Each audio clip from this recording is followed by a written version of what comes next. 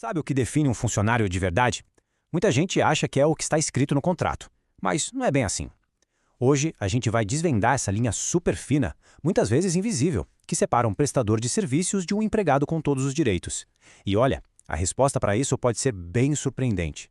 A grande questão é, a relação de trabalho que uma pessoa tem é de fato o que parece ser? Pensa bem, milhares de pessoas por aí vivem o dia a dia de um funcionário, sabe, com horário para cumprir, chefe, tudo certinho. Só que no papel, a história é outra. Ali, elas são consideradas autônomas.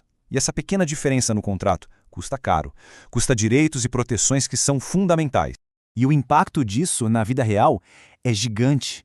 De um lado, tem a pessoa se dedicando por anos, seguindo as regras da empresa, se sentindo parte do time. Mas do outro lado, a realidade é bem dura. Nada de férias remuneradas, nada de FGTS, nenhuma segurança para o futuro.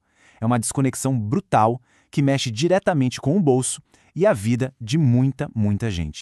Tá, mas e aí? Como é que a justiça decide quem é quem? Como ela consegue enxergar o que está por trás do papel? A resposta é um tipo de checklist de 5 pontos. É um teste simples, que basicamente ignora o contrato e foca em uma única coisa: o que acontece de verdade no dia a dia do trabalho. Então vamos dar uma olhada em cada um desses 5 pontos. Imagina que eles são como os ingredientes de uma receita, sabe? Se todos eles estiverem ali, misturados na relação de trabalho, pronto, a lei vai entender que o resultado é um vínculo de emprego, e não importa o que o contrato diz. O primeiro ingrediente, então, é a tal da pessoalidade. O que é isso? Significa que a empresa contratou aquela pessoa específica e não qualquer uma. Se não dá para mandar um amigo ou um parente para trabalhar no lugar, opa, isso já é um sinal bem forte. Quer dizer que o serviço é pessoal e intransferível. Segundo ponto, habitualidade. Aqui a ideia é que o trabalho não é uma coisa pontual, um projeto que tem começo, meio e fim. Pensa só na diferença. Uma coisa é contratar alguém para pintar uma parede, um serviço único. Outra, bem diferente, é ter uma pessoa trabalhando toda semana lá no escritório. É exatamente essa rotina, essa continuidade que a lei está de olho. Agora, o terceiro critério, onerosidade. Esse aqui é um mais fácil de entender. É simples, existe pagamento pelo trabalho. A pessoa trabalha e recebe um valor por isso. Afinal, se não tivesse pagamento, nem seria trabalho, né? Seria voluntariado. Beleza? Agora a gente chega no ponto que talvez seja o mais importante de todos: a subordinação. E olha, atenção aqui porque isso vai muito além de só receber ordens. A questão central é quem manda no como, no quando e no onde o trabalho é feito. Se a empresa que controla o horário, que dita as metas, que fornece as ferramentas, então essa pessoa está totalmente integrada na estrutura da empresa. Essa é a alma da subordinação. E para fechar, o quinto e último ponto, o trabalho tem que ser feito por uma pessoa física. Esse ponto ataca direto uma prática muito comum, a famosa pejotização. Sabe quando a empresa fala que só contrata se a pessoa abrir um CNPJ? Então, a lei aqui é bem clara. Relação de emprego acontece entre uma empresa e uma pessoa, um indivíduo, e não entre duas empresas. Ok, entendemos os 5 pontos. Faz sentido. Mas como é que se prova tudo isso na prática? Vamos ver agora como as coisas mais comuns do dia a dia podem virar provas importantíssimas na justiça.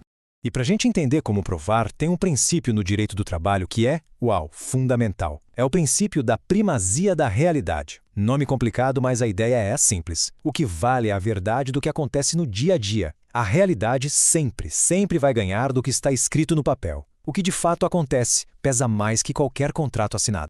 Mas onde é que se encontram as provas dessa realidade toda? Acredite, muitas vezes elas estão no nosso bolso, dentro do celular.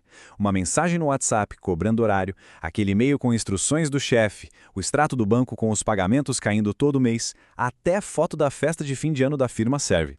E sim, um ponto importante, gravações de conversas, desde que a própria pessoa esteja participando, são consideradas provas super fortes e totalmente válidas. Certo, e digamos que tudo isso foi provado. O que acontece depois? Qual é o resultado prático de ter o vínculo de emprego finalmente reconhecido pela justiça? Bom, o resultado vem em 3 etapas bem claras. Primeira, o juiz bate o martelo e reconhece oficialmente, sim, isso aqui era uma relação de emprego. Segunda etapa, a empresa é obrigada a registrar a carteira de trabalho contando desde o primeiro dia. E a terceira, claro, a mais esperada, vem o acerto de contas. O pagamento de tudo que a pessoa deixou de receber. E que valores são esses, afinal?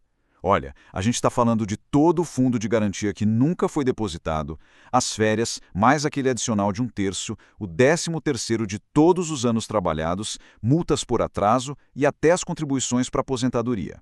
É, basicamente uma reparação completa de tudo aquilo que já era um direito desde o comecinho. Mas por que essa discussão toda é tão importante, especialmente agora? Por que essa linha fininha entre ser autônomo e ser funcionário é um assunto que importa para todo mundo, e não só para quem está passando por isso?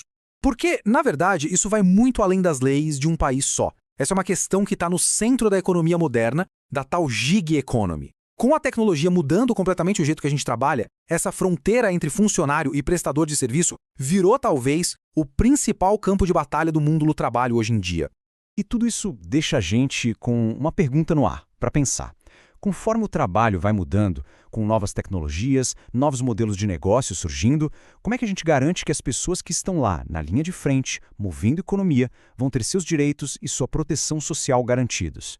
Essa, sem dúvida, é a grande questão trabalhista da nossa era.